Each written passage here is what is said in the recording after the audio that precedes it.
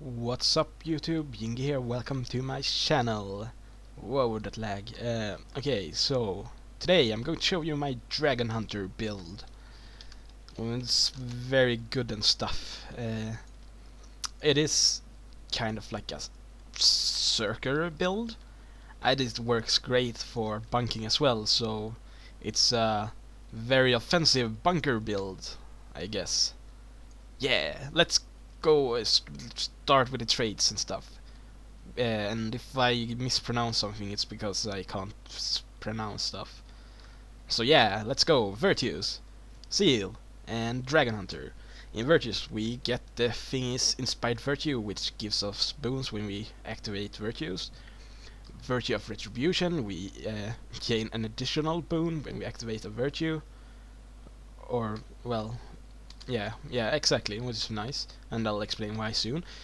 Like now, the reason why we want the boons is because per boon we will gain 1% more damage, and our virtues is also reduced 50%, like the recharge rate or whatever, or the recharge. Yeah, whatever. So I think with this build we can in total apply 8 boons to ourselves, which means 8% more damage from just this if we manage to give ourselves all the boons.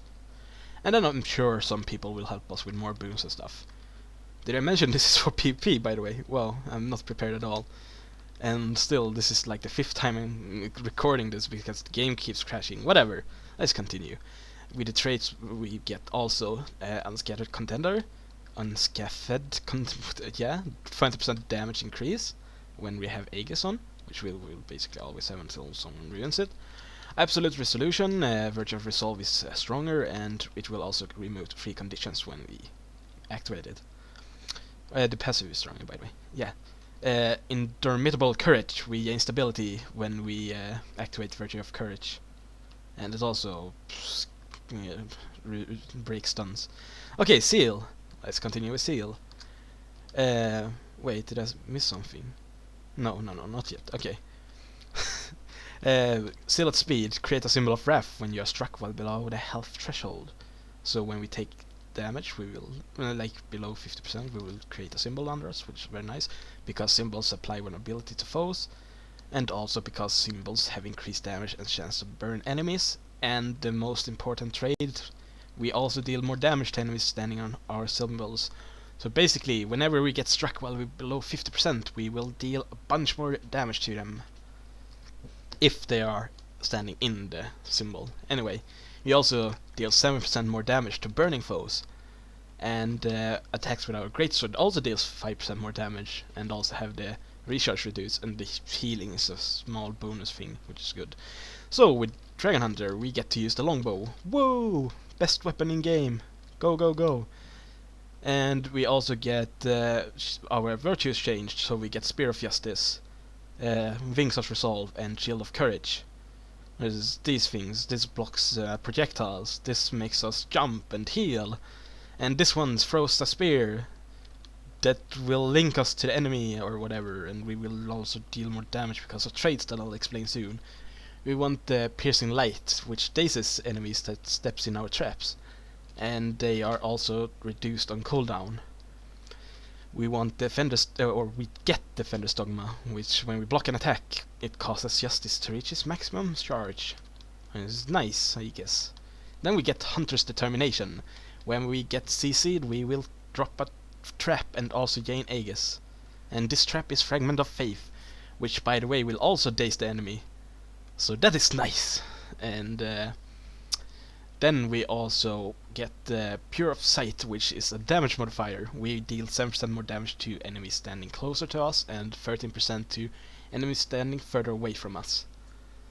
And then the last trait, which is really nice. Big Game Hunter. Striking an enemy tethered by your Spear of Justice causes vulnerability and increases damage dealt. So, I'm just gonna, like, tell you, like, the damage modifier, how many damage modifiers we have here. We have this one, which is 10% damage, and also more per vulnerability, but let's just focus on damage increase. 10%. Then we have this one is, let's say, 13% then. Oh no, let's say 7%, but I guess that's a bigger chance that we will have. So that's 17% so far. Then we have this one, which is 10, 27% in total. And we have this one, I guess, but let's not count this one yet. So we had 27 plus 5 if we on our great sword, so that's 32, I think. And then we have 7 more, which is I'm already lost, but I think it's 37 so far. And then we also have this, which is 8%, so 50.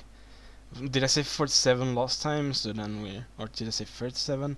I don't know, it's a lot of damage if we manage to do all these things correctly. And here we have 20% more damage, which is insane. And then also if we hit, we deal 50% more damage. Whoa, that's so much damage. Anyway, let's continue with the equipment. We want to use Fractal Longbow and Cobalt, which is Longbow and Greatsword. On the Longbow we want to use Citadel of Fire and Citadel of Air. On the Greatsword we want to use Citadel of Air and Citadel of Fire. I mean, it doesn't matter which order you have it in, but yeah. And then on runes, this is what makes this build so bunkery, I guess, if that's even a word. And this one, I guess, as well. Basically, you will get a bunch of vitality, and then some of it is converted to power and vitality. No, vitality converts to vitality. Some of it is converted to power, precision, and a very small amount to healing power. Healing power is nice, I guess. I don't know. I'm not really using it. And then Barbarian Amulet, which gives us power, precision, vitality. So Rune of Exuberance and Barbarian Amulets. Very nice. Oh, wait. Let's check the stats real quick. Decent amount of power. It could be better, but it's very good. Then with normal toughness, vitality. Whoa, so much vitality. And whoa, the critical chance is so big number, I guess. And then critical damage could be better, I suppose, but whatever. And then healing power 71. Wow, we're never going to die with 71 healing power. So yeah, as you can see, stats are pretty nice considering how much vitality we have. 25.4k. Whoa. Okay, so let's look at the traps, I suppose. So we're supposed to use only traps for this build. I guess if you want to change something, you could change like this trap to something else if you want. Yeah, because we already have stability here. Okay, so we have purification, heals us a small amount and then a big amount when someone triggers it. And it also gives us regeneration and also blinds our enemy. Then we want Fragments of Faith. It gives us stability when someone triggers it, deals a decent amount of damage, not that much to be honest. It also cripples them and gives us Aegis and dazes them. By the way, all traps dazes, which is very nice. Then we have Test of Faith. Gives us protection and deals a very nice amount of damage to our enemies. And also cripples and also cripples and dazes them.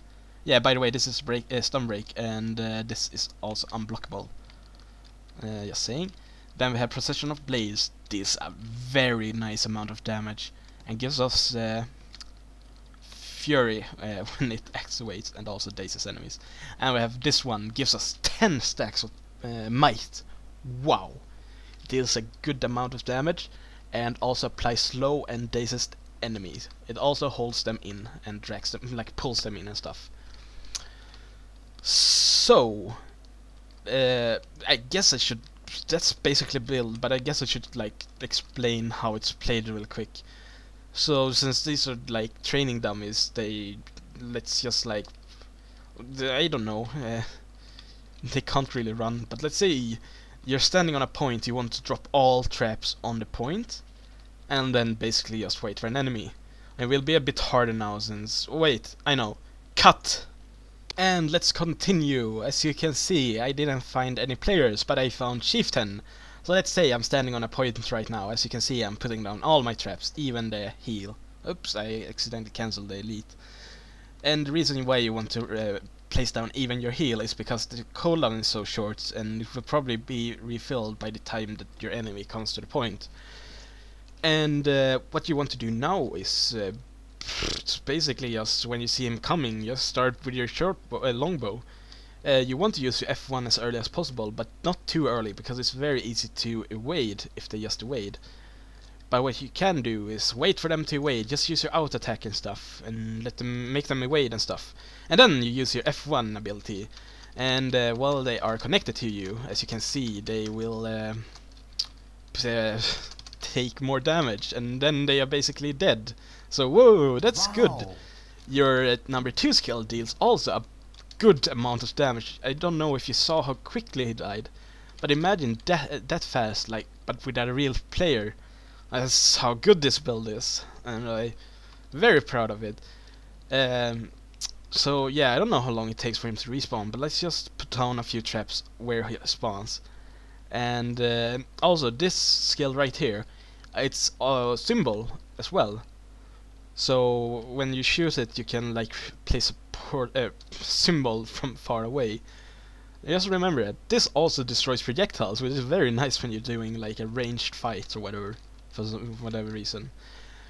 Yeah, and this one like traps them, I guess. I don't really use that much. But also a very important thing that I see a lot of dragon hunters forget is that they have a greatsword for a reason.